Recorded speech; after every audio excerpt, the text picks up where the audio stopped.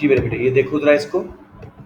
अभी जो शहरियार ने क्वेश्चन भेजा है, पहले हम उसको देख लेते हैं और फिर अपने टॉपिकल पे चले जाएंगे। एक रिकॉर्डिंग मेरे से नहीं हो उसकी थी, मुझे याद ही नहीं रहा था, तो वो थोड़ा सा मिस हो गया, लेकिन बाकी सब कुछ है।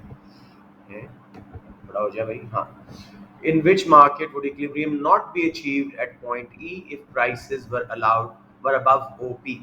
सिंपली शरियार, जिस मार्केट में नॉर्मली क्या होता है, जब प्राइस ज्यादा हो, डिमांड कम, सप्लाई ज्यादा, शॉर्टेज होती है, खुद ही वापस आ जाती है। ऐसा कोई ग्राफ ढूंढे जिसमें सप्लाई कम हो, डिमांड ज्यादा हो, सरप्लस होता है, सॉरी मैं गलत बोल गया हूँ। नॉर्मली डिमांड कम, सप्लाई ज्यादा, सरप्लस होता है, खुद ही प्राइस वापस आती है। और जिस ग्राफ में डिमांड ज्यादा है, सप्लाई कम है, शॉर्टेज हो रही है, उसमें तो प्राइस फर्दर ऊपर जाएगी ना। तो कौन सा ऐसा है, गलत बना हुआ है, लेकिन कौन सा ऐसा है जिसमें डिमांड ज्यादा हो रही है, प्राइस ऊपर करें, और सप्लाई कम है?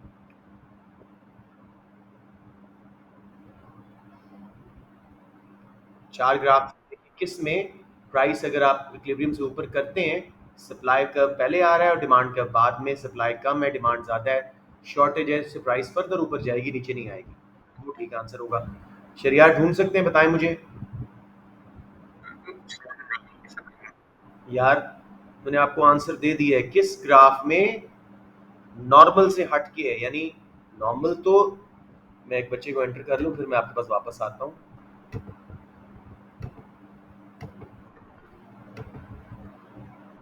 शरियार, अब देखो सामने ग्राफ बने हुए, अब थोड़ा सा हिम्मत करो मेरे बेटा, ऐसे गिव अप नहीं करो। ये देखो, अभी समझ आ जाएगा इंशाल्लाह, कोई इतना अजाब नहीं है। ये देखिए, ये आपका भेजा है आपने मुझे। In which market would equilibrium not be achieved at point E if price was above O P?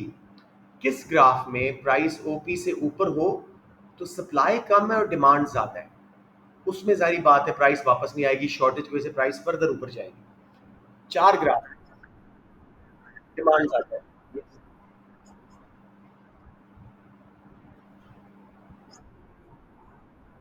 आप सिर्फ देखो किस में सप्लाई कम है और डिमांड ज्यादा है, प्राइस ऊपर करने पे।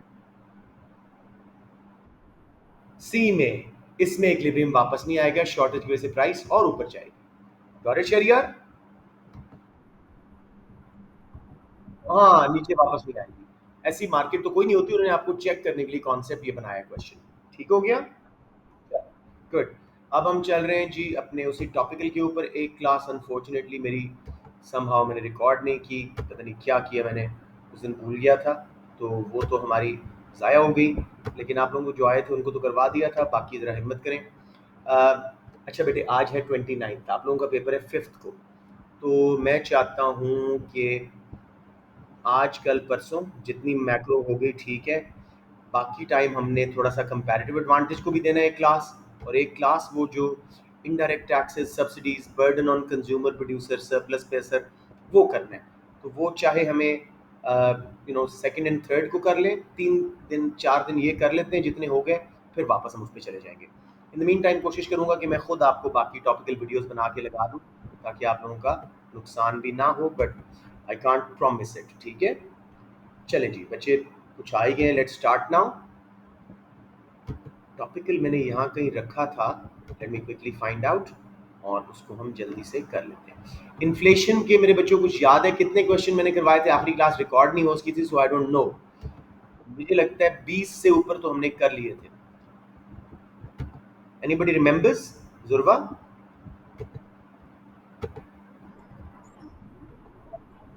Okay, anybody else? चले मैं ले जाता हूँ, शायद क्वेश्चंस देख के आपको भी और मुझे भी याद आ जाए कि कौन से थे जो हमने नहीं किए थे अभी। उप्स, ये तो मैंने आंसर्स वाला खोल, अच्छा आंसर्स पे चला गया हूँ, ज़्यादा आगे चला गया, ठीक है। तो एक दिन हमने कंपैरेटिव एडवांटेज वाले को देना है लाजमी, और एक दिन हमने वो टैक्सेस, सब्सिडीज, उनका इम्पैक्ट, मिनिमम मैक्सिमम प्राइस वाले वो देख लेंगे। तो बेसिकली जितने हो गए मैक्रो के वो मैं करवा के उन पे जाऊंगा। 4 दिन है हमारे पास मैक्रो के आज समेत। Like I said, I try कि मैं खुद भी वीडियोस बना के आप लोगों को करवा दूं। ये है जी इन्फ्लेशन चैप्टर 4। तो ज़रा मैं अपने हिसाब से रुकता हूँ 25 के करीब। मुझे लगता है हमने ये क्वेश्चन किए थे, ज़रा देखें क्वेश्चन 25 ये तो कंफर्म किया था हमने, देखिए बेटे जरा लास्ट क्लास जो रिकॉर्ड नहीं हो सकी फासिया।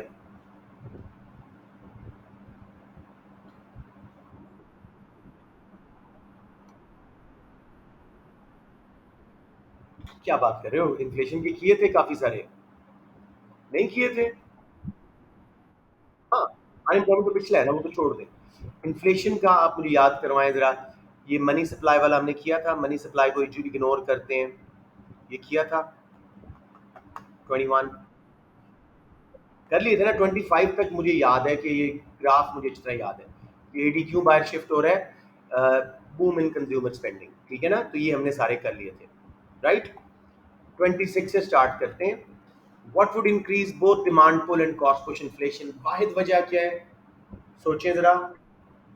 वो एप्रिसिएशन से तो दोनों कम होंगे बेटे, डेप्रिसिएशन से वो बढ़ते हैं। दूसरी वजह भी है, सोचें।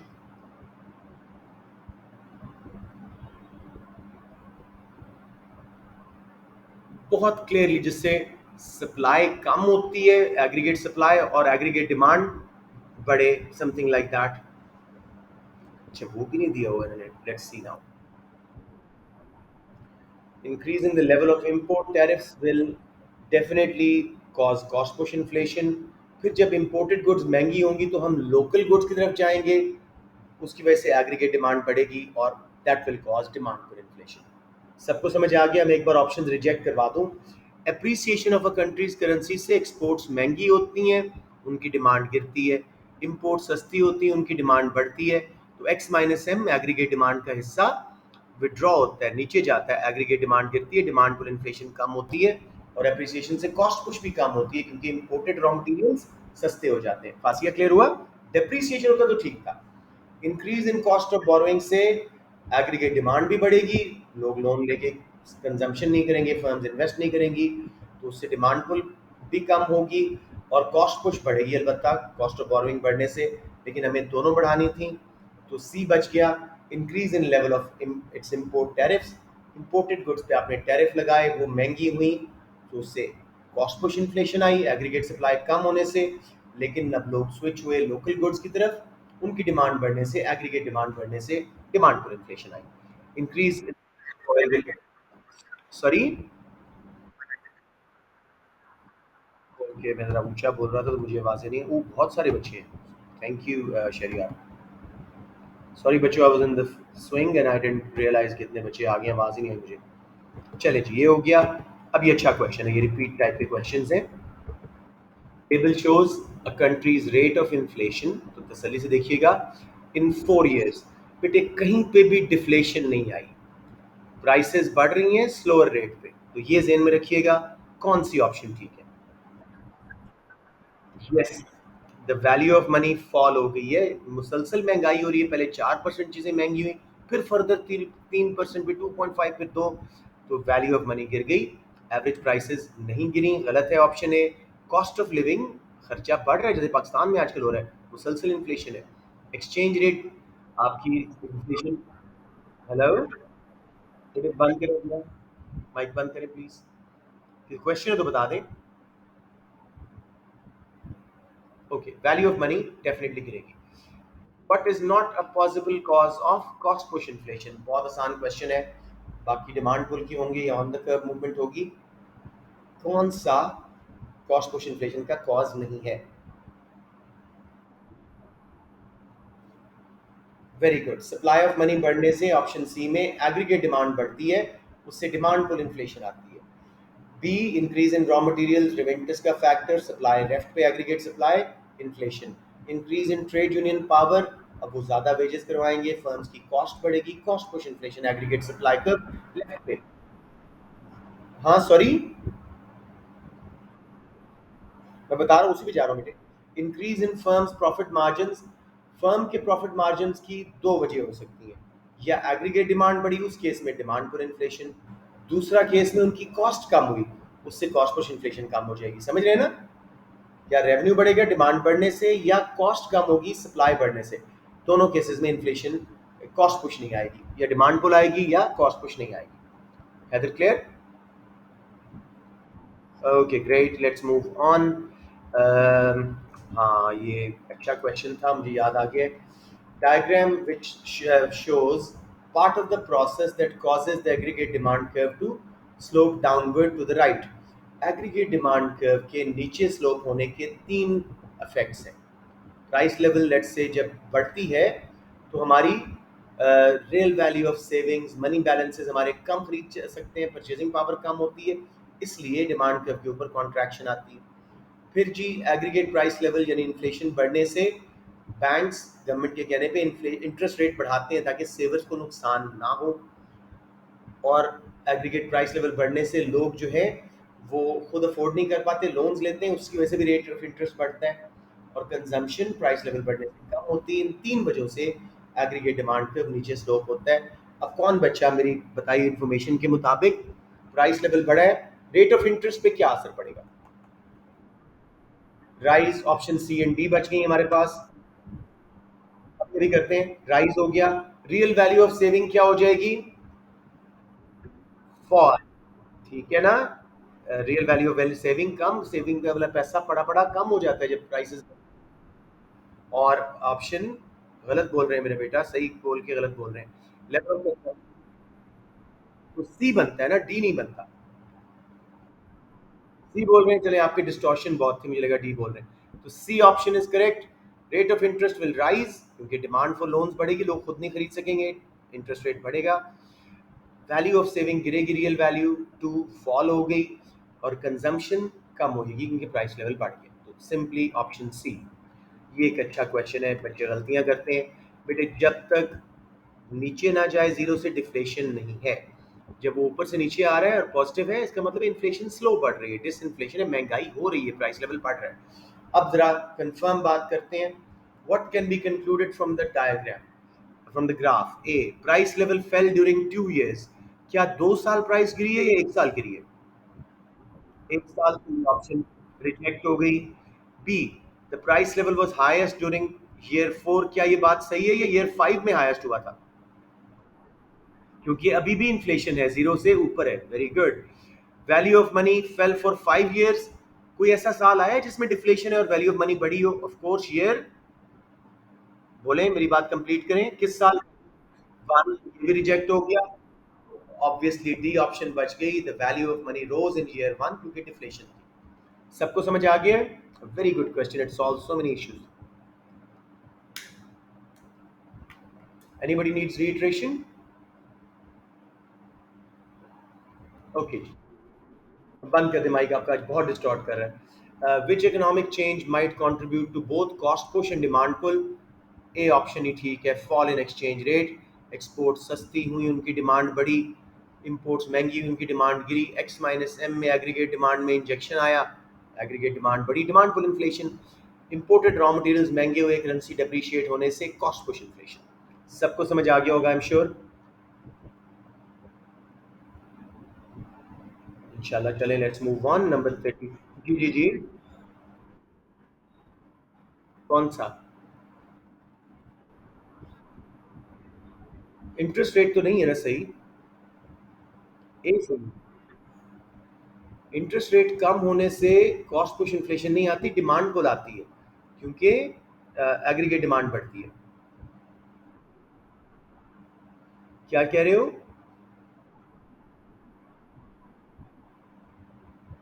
सेम नहीं था उसमें, फॉरेन एक्सचेंज रेट नहीं दिया हुआ था उसमें, बोला था उन्होंने कुछ और, कि भाई कुछ और था बेटे। फॉरेन एक्सचेंज रेट को इसमें बोला। जी जी जी, पूछे क्या पूछे? ओके, मुझे टाइमली बता दिया करें, मुझे बिल्कुल आवाज़ नहीं आती while I am teaching.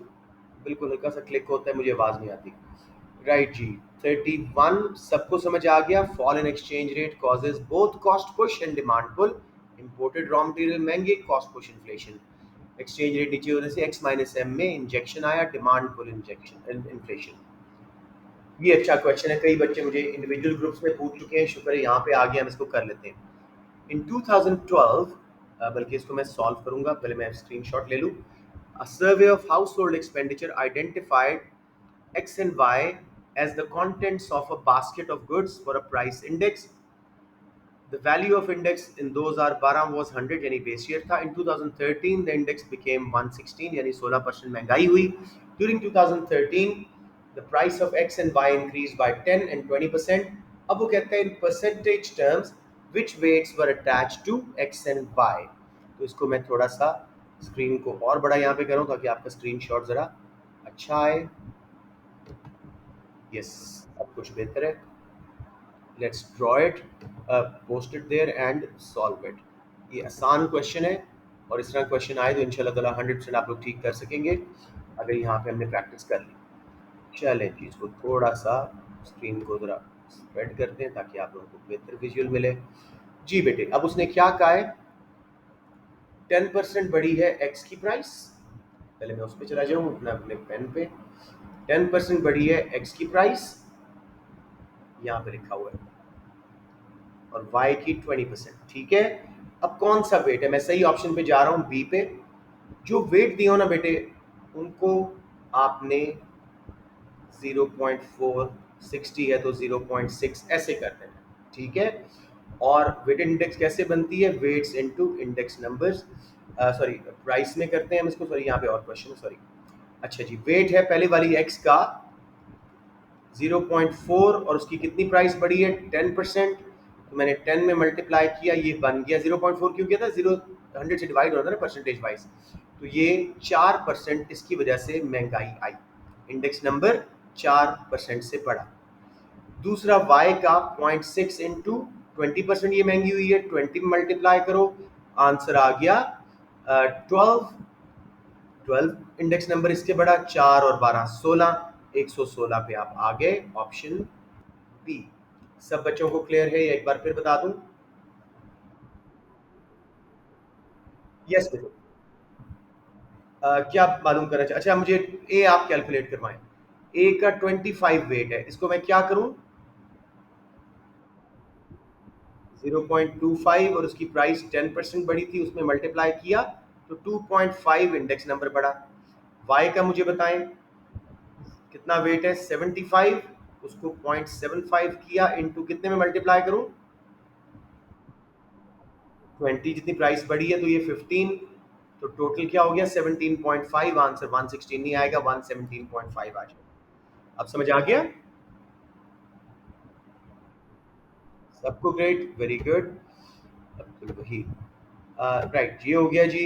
Abdul भाई जी वीडियो लाजमी देखिएगा, बड़ा इंपॉर्टेंट क्वेश्चन अभी मैंने करवाए हैं 2-3 इन्फ्लेशन के. जी ये वाला स्पेशली बच्चों को मुश्किल लगना था. जी, in an economy with an interest rate of 4% per annum, बहुत सिंपल है, जिनको फॉर्मूला आता है. 4% इंटरेस्ट रेट है, रेट ऑफ इन्फ्लेशन कितना हुआ है, 5% से 3% पे आया है. रियल इंटरेस्ट पे क्या असर पड़ेगा, कौन सी ऑप्शन थी पहले, C, savers will gain in real term.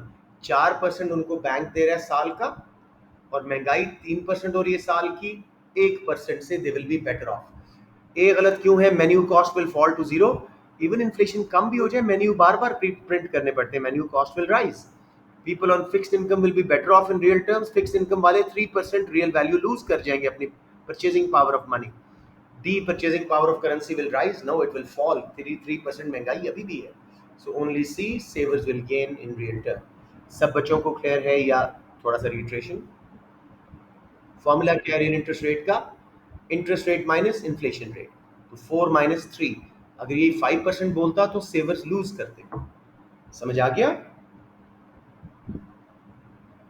Good. Let's move on. An economy is experiencing accelerating cost push. अच्छा कोई बच्चा मुझे लगता है आया. ओके जी. An economy is experiencing accelerating cost push inflation. Which group is least likely to be concern, कौन सा ग्रुप है जिसको इन्फ्लेशन का फायदा होता है, ढूंढें आप लोग. A, borrowers. Borrowers gain, lenders lose. Borrowers ने आज लिया लाख रुपया, अगले साल वापस किया, महंगाई हो चुकी थी, रियल वैल्यू परचेजिंग पावर उस लाख रुपए की कम थी, तो इन रियल टर्म्स दे पेड लेस, जबकि लेंडर्स को नुकसान हुआ. सबको क्लियर है, लीस्ट कंसर्न. अब्दुल्ला, ए, बोरोवर्स ए, यस. सब बाकी सबको बेटे, कंज्यूमर को क्या नुकसान होगा, लैंडर को भी नुकसान होगा। इसमें जो बाकी ऑप्शंस हैं, कंज्यूमर्स को क्या नुकसान होगा, उनकी परचेजिंग पावर कम, क्रेडिटर्स लेंडर्स उनको वापस कम मिल रहा है, अमाउंट तो पूरी मिल रही है लेकिन जब वो पैसा वापस आए वो कम चीजें खरीद पा रहे हैं। एक्सपोर्टर्स, इन्फ्लेशन की वजह से उनकी एक्सपोर्ट्स दुनिया में महंगी हो गई डिमांड करके। समझ आ गया सबको?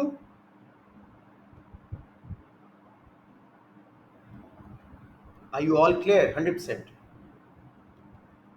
Okay okay. नंबर 35 अच्छा क्वेश्चन है, इस तरह के भी रिपीट होते रहते हैं। थोड़ा सा इसको हम छोटा करते हैं, सारी ऑप्शंस नजर आए। Table shows CPI for a country, पहले 100 था, फिर 104, फिर 2, इस तरह करता गया। Which statement about the period 2008 to 13 is correct? अब इसका हल क्या है? या तो आप सारे हर लेवल पे इन्फ्लेशन कैलकुलेट कर लें using the formula CPI 2 minus CPI 1 divided by CPI 1 into 100। ठीक है, चेंज ओवर ओरिजिनल इंटू 100। जैसे 2008 से 9 में 4 इंक्रीज था ना सीपीआई में, ये चेंज है। 4 ऊपर, 100 ओरिजिनल सीपीआई नीचे लिखो इंटू 100, 4% महंगाई। या तो ये सारे कैलकुलेट कर लें या ऑप्शंस देख के जाके कैलकुलेट कर लें। मुझे बताएं ऑप्शन ए सही है कि गलत है? क्या हर साल प्राइसेस बढ़ी हैं या बीच में कोई डिफ्लेशनरी पीरियड हुई है? गलत है। 2009 से 10 में सीपीआई नीचे आया है, 104 से 102 डिफ्लेशन आई है। B, prices increase fastest in 2011, क्या ये बात सही है? ओ, थ्री चेंज है, 3 और 102 इंटू 100 करोगे तो पहले साल 8 और 9 में 4% थी, इसमें तो सिर्फ कोई मुश्किल से 2 पॉइंट कम हो रही। 2009 से 10 डिसइंफ्लेशन नहीं है बेटे, सीपीआई गिरा है। बेस ईयर से चीजें महंगी हैं लेकिन करंट ईयर तो पिछले से तो ज्यादा हो गया, कम होगी ना प्राइस, डिफ्लेशन आई है यार। अच्छा जी, डिसइंफ्लेशन होती है परसेंटेज के हिसाब से, सीपीआई प्राइस लेवल बता रहा होता है। ठीक है, रेट है वो। जी number C3, inflation rate was 2% in 2010। नहीं, कैसे मेरा बेटा? 2010 में 104 से 102 पे आई, डिफ्लेशन हुई है। इसका मैं एक हल निकालता हूँ। इस तरह आप लोग गलत कर रहे हो। इस डॉक्यूमेंट को दोबारा खोल के, उम्मीद है उन्होंने कैलकुलेशन की होगी तो मैं वो दिखा दूँ आपको, because this is easiest option to eliminate जो किसी बच्चे ने सही कही है। So I am a bit worried here. 104 से 102 पे आए तो डिफ्लेशन है बड़ी साफ। ये हम कहाँ पे हैं? तो मतलब इलास्टिसिटी चल रही है, चैप्टर 3 माइक्रो, इसमें नीचे तक जाते हैं ताकि सामने कैलकुलेशंस आ जाएंगी तो आप लोगों को थोड़ा कॉन्फिडेंस आ जाएगा। ये हम किधर है? चैप्टर 4 इन्फ्लेशन ही है और मैक्स, अच्छा सॉरी ये तो माइक्रो ही चल रहा है। मैक्रो चैप्टर 6, आगे चले गए थोड़े से, हम चैप्टर 4 पे हैं। ये आई थिंक नहीं, ये भी बैलेंस ऑफ पेमेंट का लग रहा है। हाँ, इन्फ्लेशन, इन्फ्लेशन चैप्टर 4। मैं क्वेश्चन नंबर देख लूँ, हम हैं 35 में। 35, ये देखो बेटे, अच्छी बात है उन्होंने कैलकुलेशन कर दी है हमारे लिए ताकि आसानी हो जाए। जिस बच्चे ने भी बोला था उसको जरा चलिए देखो, 2008 तो पहला है उसमें नहीं कैलकुलेट कर सकते। 9 में 104 minus 100 over 100, CPI 2 minus CPI 1 over CPI 1 in 100, 4% inflation I. 2010 में 2 पॉइंट गिरा है, माइनस 1.92 डिफ्लेशन आई है। 102 माइनस 104 और 104 जब करेंगे पिछले साल वाला तो आंसर नेगेटिव में आएगा, 1.92। ठीक है, उसने 2010 में कहा था इन्फ्लेशन है। 2011 में 2.95 है, 2012 में 2.86 और 13 में 2.77। मुझे बताएं आपको कैलकुलेशन में इश्यू तो नहीं आ रहा कोई?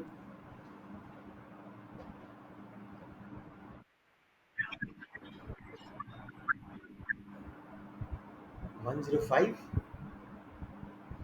अच्छा मैं आपको दोबारा फिगर्स दिखाता हूँ इधर, अभी मैं दिखाता हूँ आपको फिगर। 2011 में 105 पे सीपीआई है ना, CPI 2 ये है माइनस 102। ठीक है, CPI 1 आंसर आ गया 3 डिवाइडेड बाय CPI 1, 102 इंटू 100। अब इधर समझ आया, basic formula percentage change calculate कर रहे हैं। ओके, सो अब जी कौन सी ऑप्शन ठीक है? Rate of inflation was 2% in 2010, उसमें तो डिफ्लेशन थी. Smallest rise in percent prices was in 2013. ये सही होना चाहिए बिकॉज बाकी सारी रिजेक्ट हुई हैं. तो let's quickly go to that document. Yes, 2013 में 2.7% सबसे कम है. डिफ्लेशन नहीं, उसने रेट ऑफ इन्फ्लेशन बोला है तो डिफ्लेशन को नहीं कंसिडर करना. 4% से ये 2.77 सबसे कम इसमें है. सबको समझ आ गया बच्चे, इसमें मैं बहुत टाइम लगाया, लेकिन अगर मजीद भी चाहिए तो ये इंपॉर्टेंट क्वेश्चन है, मैं दोबारा भी करवा सकता हूँ. Please do not be shy.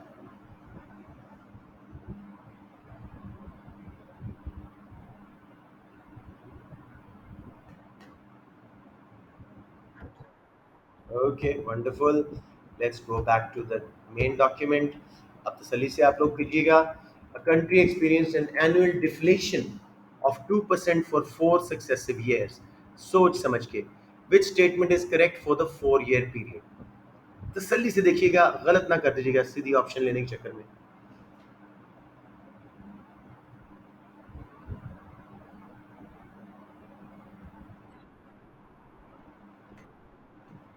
Value of money fail. Deflation में वैल्यू ऑफ मनी फॉल होती है.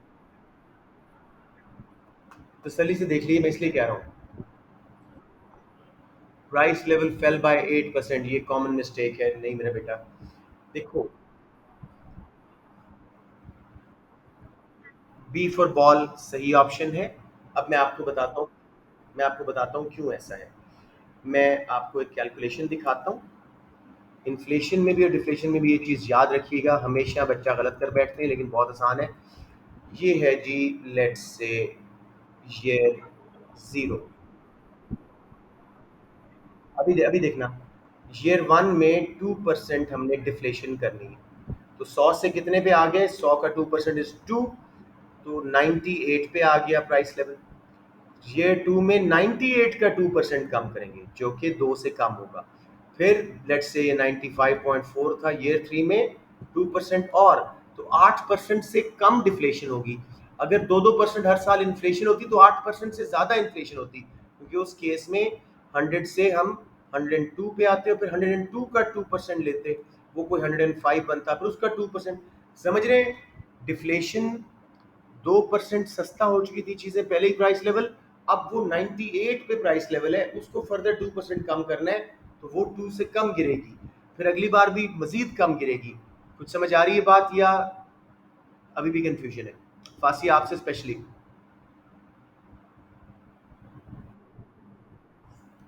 यस. अभी भी समझ नहीं आई? अच्छा चलें देखें. बेटे 100 रुपए की ये चीज थी. पहले साल ये 2% सस्ती हुई है. कितने पे आ जाएगी? अगले साल ये 2% और सस्ती हुई. अब हम 100 का नहीं करेंगे, 98 का 2% कैलकुलेट करेंगे तो कोई 1.9 समथिंग बनेगा. इस तरह हर बार 2% से 1.9 से कम कम कम होती जाएगी. 8% नहीं गिरेगी, कुछ 6% गिरेगी. समझ आ गई बात?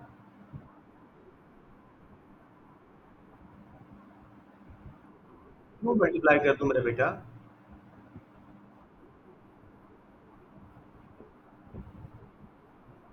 बेटे क्या कर रहे हैं अब्दुल्ला? 98 प्राइस है, उसका 2% आपको कैलकुलेट करना पड़ेगा. अब्दुल्ला अजीब सी वर्किंग्स कुछ ले रहे हो अपनी. Please stick to my workings, don't do that. जी मेरे बेटे, फांसी आप समझ आया कि नहीं? Be open, don't be shy, बताएं.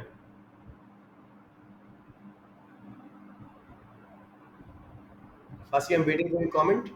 98 के 2%, दारी बात है 1.9 के करीब. फिर और लेट्स से वो बच गया 96, 90 सॉरी 95 पॉइंट समथिंग हो गया. उसका भी 2% और कम. बस एक रूल ऑफ थंब याद रखिएगा.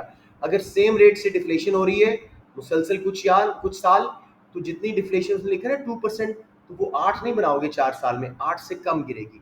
और इन्फ्लेशन 8 नहीं बनाओगे, 8 से ज्यादा बढ़ेगी, क्योंकि वो ऐड हो रही है, डिफ्लेशन कम हो रही है वैल्यू प्राइसेस की. समझ आ रही है? ये कॉन्सेप्ट है. जी बेटे, आप बताएं अब्दुल्ला क्या कह रहे हैं. अब्दुल्ला क्या कह रहे थे? हाँ. चलिए मैं वो बाद में देख लूंगा, अभी मैं क्लास पढ़ा रहा हूँ जी। तो इसमें option B, price level will fall by less than 8%। बाकी क्यों गलत हो रहे हैं? Real value of money fell by 8%, deflation में रियल वैल्यू ऑफ मनी बढ़ती है, तो सी और डी इसलिए गलत हो गया, परचेजिंग पावर बढ़ती है। अब ये अच्छा क्वेश्चन है, let's see. In 2012 the rate of inflation in Botswana was 7.5%. Person X kept all of their savings in the form of cash, while person Y put their savings into a bank account on which they earned 5% interest. What was the effect on real value of their savings by the end of the year? Please इससे परेशान ना होइएगा, तसल्ली से देखिएगा। दोनों का decrease होगा, option A, शाबाश। सबको समझ आ गया? पहले वाले को तो 7.5% का रियल वैल्यू कम होगी, दूसरे वाले की सिर्फ 2.5%, क्योंकि interest rate is less than inflation rate. Everyone got me here? कोई कंफ्यूजन? गुड। श्योर बेटे। आमना जिसने कैश रख लिया, 7.5% महंगाई हुई, उसका तो 7.5% automatically real value purchasing power कम हो गई। दूसरे ने बैंक में रखा था, लेकिन इंटरेस्ट जो है सिर्फ 5% है, इन्फ्लेशन रेट 2.5% है, रियल वैल्यू ऑफ मनी 2.5% गिर जाएगी। ओके जी। नंबर 38। अच्छा जी, ये बहुत ही अच्छा क्वेश्चन था, पुराना सा था लेकिन बहुत अच्छा क्वेश्चन था, तो I want each of you. Yes yes yes.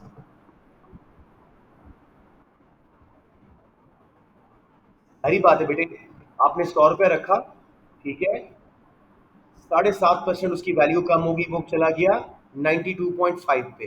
5 रुपए गवर्नमेंट ने उस पर दे दिए, बैंक ने दे दिया आपको इंटरेस्ट, और 97.5। अभी भी आप 2.5% लूज कर गए ना रियल वैल्यू परचेजिंग पावर, क्योंकि महंगाई ज्यादा है, interest rate come. Got it कि नहीं? Okay, let's move on. अब ये देखें, तसल्ली से इंटरप्रेट कीजिएगा। सर्विसेज, उन्होंने क्या दिया हुआ है? Graph shows the annual percentage change in price of services and in the price of goods between 2007 and 12। ये प्राइसेस नहीं है, सिर्फ परसेंटेज चेंज है। पहली चीज तो ये माइंड कीजिए, सर्विसेज किसी स्टेज पे सस्ती नहीं हुई, क्योंकि जीरो से ऊपर है। इन्फ्लेशन हुई है, डिसइन्फ्लेशन हुई है, प्राइसेस मुसलसल सर्विसेज की बढ़ रही है। गुड्स की काफी देर डिफ्लेशन रही है, और एंड पे डिफ्लेशन थोड़ी कम हो रही है, लेकिन उसकी प्राइसेस गिर रही होंगी, ठीक है ना? What can be deduce from the graph? अब देखिए, on average the price of services was higher than the price of goods throughout the period. सही है या गलत है? ये मैं समझा के भी आया हूँ, आप लोग गौर नहीं करते ना। हमारे पास प्राइसेस नहीं है, हमें सिर्फ एनुअल परसेंटेज प्राइस चेंज बताया हुआ है बेटे। हो सकता है सर्विस 100 रुपए की हो, गुड 1000 रुपए की हो, तो हम तो अभी नहीं जान सकते ना, असल प्राइसेस थोड़ी बताई है उसने, चेंज इन प्राइसेस परसेंटेज में बताई है। Are you following now? जिसने यस किया, हाँ। और हाँ, नहीं आप छोड़े अभी मुजफ्फर, जिस बच्चे ने गलत बोला था, आपको समझ आ गया पहला पार्ट? बेटी जब परसेंटेजेस दिए ना, हम एब्सोल्यूट वैल्यूज नहीं मालूम कर सकते। मैं जीडीपी के क्वेश्चन भी करवा चुका हूँ, कई क्वेश्चन करवा चुका हूँ, अब आपको ये आ जाना चाहिए। B, the average price of goods was higher in 2012 than in 2010। Goods को देखते हैं, 2000 एवरेज प्राइस पूछ रहे हैं, चेंज हमारे पास मौजूद है, हम कर सकते हैं। 2012 में तो डिफ्लेशन थी, 2010 में के बाद मजीद डिफ्लेशन हुई है, नहीं, ये बात गलत हो गई। Average price of services was higher in 2012 than in 2010, ये 100% सही है। सारी महंगाइयाँ जमा हो के अगर 100 रुपए की सर्विस थी, पहले साल 2007 में 2% महंगाई आई, 102 पे चली गई, 8 में फर्दर 5%, वो 102 का 5% ऐड होता गया, कहीं भी डिफ्लेशन नहीं आई। 2012 में ये सबसे महंगी होगी good service. So C is the correct option. मेरे बेटे बताएं, कोई कंफ्यूजन? डी क्यों नहीं सही? There was a fall in general. जी जी जी बेटे।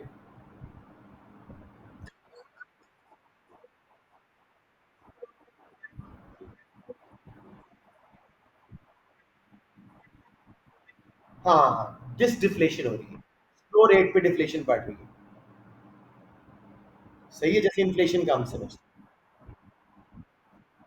हमें असल प्राइसेस नहीं पता ना, हमें तो सिर्फ परसेंटेज चेंज पता है।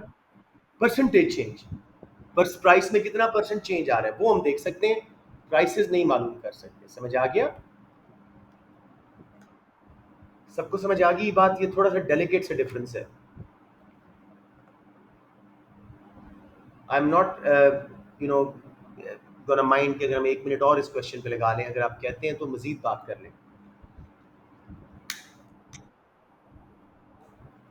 अच्छा, एक थोड़ा सा मुझे बात बताएं, अगर 2006 में ये सर्विस 100 रुपए की थी, 2007 में कितने की हो जाएगी? इन्फ्लेशन रेट आपको दिया हुआ है 102, 2008 में फिर 5% है, 102 का 5% कोई 108 9 पे पहुंच जाएगी, फिर 9 में फर्दर 6% है, कोई 120 के करीब। इस तरह ये मुसलसल बढ़ती जा रही है। इवन 2010 में जब प्राइस स्लो बढ़ रही है, 5% पे बढ़ी है, वो भी 5% ऐड होगा। तो सर्विसेज मुसलसल एक्सपेंसिव हो रही हैं, गुड्स मुसलसल चीपर हो रही हैं। असल प्राइस हमें नहीं पता, हम ये नहीं कह सकते कि गुड्स महंगी हैं सर्विसेज सस्ती हैं, ये हम नहीं बोल सकते, क्योंकि हमारे पास असल प्राइस नहीं है। डिफ्लेशन कम हुई है लेकिन स्टिल सस्ती हैं, हो रही है, मजीद सस्ती हो रही है, जीरो से नीचे। समझ आ गया? ओके, इसलिए जब उसने कहा ना B option, average price of goods was higher in 2012 than in 2010, नहीं, मुसलसल डिफ्लेशन है, मजीद सस्ती हुई है।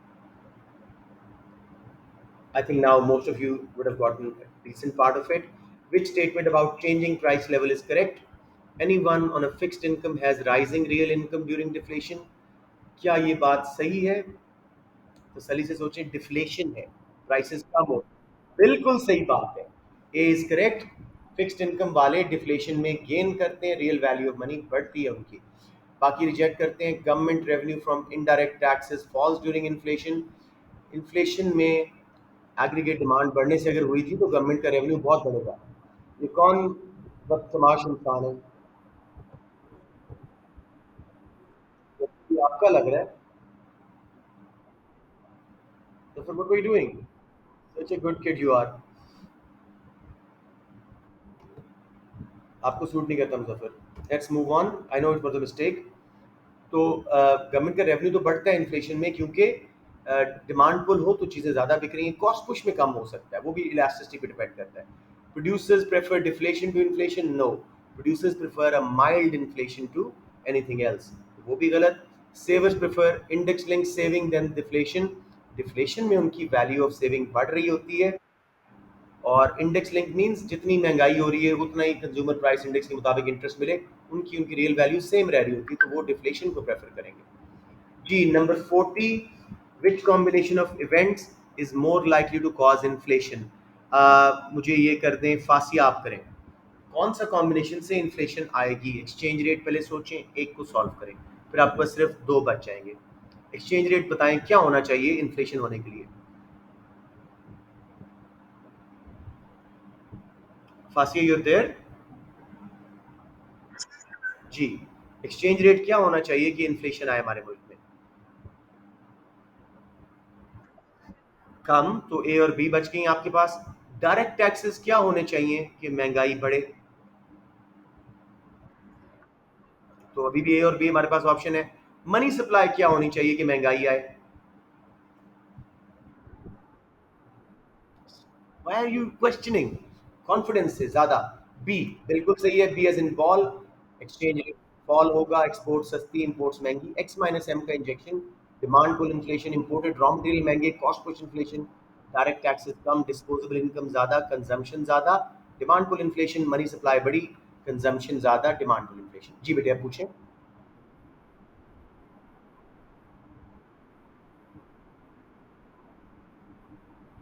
वो दोनों कम होती है, तो इसलिए तो हमने फॉलिंग की है ना। दोबारा समझ लो, exchange rate fall, demand pull, cost push दोनों आएंगी। Direct taxes fall, demand pull, sorry demand pull inflation आएगी। Money supply rise, demand pull inflation, option B as in ball. Clear? फिर मैं बच्चों से पूछता हूँ, जरा थोड़ा सा मुझे जरा पता लगे क्या हालात चल रहे हैं। Shariyar Khan, are you in the class? An economy is currently operating close to its full employment level of national income, यानी लॉन्ग रन एग्रीगेट सप्लाई का perfectly inelastic पार्ट के पास है। Which combination of macroeconomic policies would be most likely to have a net deflationary effect? Aggregate demand गिरनी चाहिए, aggregate supply बढ़नी चाहिए, जो भी कुछ ऐसा देखें।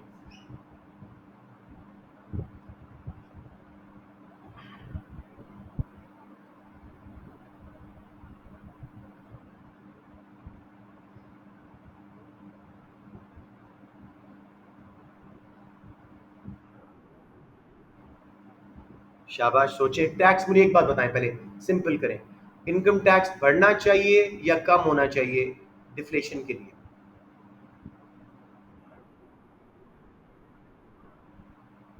सर यार,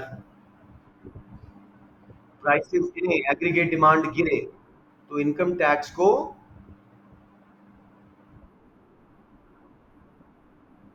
बेटे, डिफ्लेशन आने के लिए एग्रीगेट डिमांड गिरे।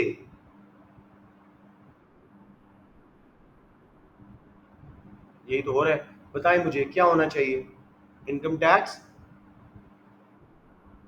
अब आपके पास कौन कौन सी ऑप्शन बच गई? उसको प्लीज करने दें शरियार, सी एंड डी, ठीक है। अब करेंसी को गवर्नमेंट क्या करे, डी वैल्यू करे, उससे डिफ्लेशन आएगी, या अपनी करेंसी को ऊपर करे, रीवैल्यू करे, उससे ऊपर करे, तो डी बच गई। शरियार, मैं समझ रहा हूँ आपने शायद पहला डिफ्लेशनरी इफेक्ट्स नहीं पढ़ा था, लेकिन आपका समझ आ गया, सबको समझ आ गया इस तरह। Okay, good. नंबर 42, जुर्वा, इस क्वेश्चन को देखो। The diagram shows the inflation rate over time in 4 countries, which country experiences a falling cost of living through out the period? मुसलसल कॉस्ट ऑफ लिविंग कम हो रही है, परचेजिंग पावर बढ़ रही है। जुर्वा, कौन सी ऑप्शन ठीक है? Take your time. D as in David, बिल्कुल ठीक है। मुसलसल डिफ्लेशन है, परचेजिंग पावर बढ़ रही है, कॉस्ट ऑफ लिविंग कम हो रही है। Well done. Amnason, in an economy, prices are rising. Government wishes to limit further increase in prices. Which policies would it be likely to use? सोचें, या contractionary, fiscal and monetary होंगी, या supply side? महंगाई को रोकना चाह रहे हैं, कम करना चाह रहे हैं।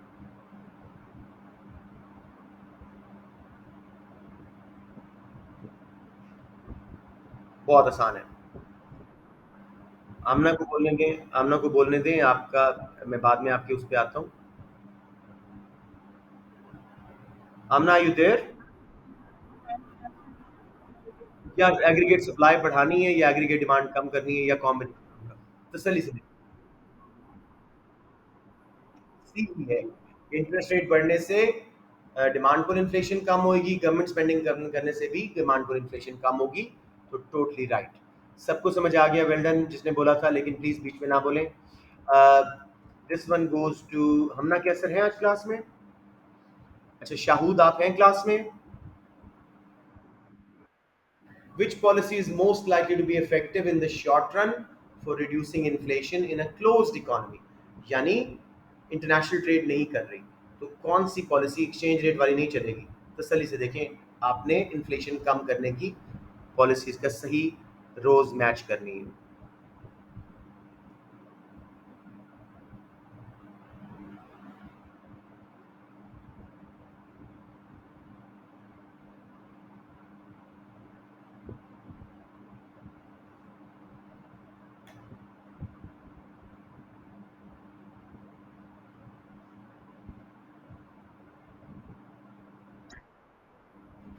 Very good Shahood. Fiscal policy में बजट सरप्लस इंक्रीज करना, कॉन्ट्रैक्शनल यानी टैक्स ज्यादा ले रहे हो, स्पेंडिंग कम कर रहे हो, गवर्नमेंट का बजट जो है वो, सॉरी टैक्सेस ज्यादा ले रहे हो, स्पेंडिंग कम कर रहे हो, तो बजट सरप्लस हो गया। Contractionary fiscal policy. Interest rate बढ़ाया, contractionary monetary policy. Well done जी। अब मैं दे रहा हूँ, शहरियार से तो मैं बात कर चुका हूँ। मुजफ्फर, चलें आप करें। An economy is experiencing a period of deflation, what must be happening? बहुत आसान क्वेश्चन है।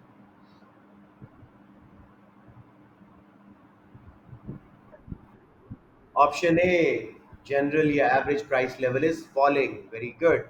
Asif Khalid, table shows the annual percentage increase in a country's CPI. मुसलसल महंगाई है, जेहन में रखना। Which statement is correct?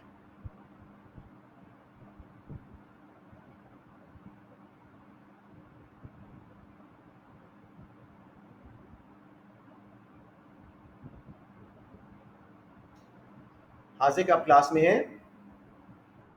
Take your time.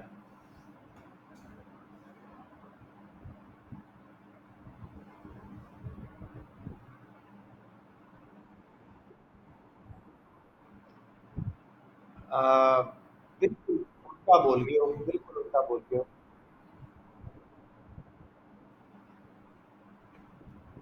अभी आज तक हम 3-4 क्वेश्चन ऐसे करके आए हैं ग्राफ्स के थ्रू, तो you should be able to figure it out. कहीं डिफ्लेशन नहीं आई।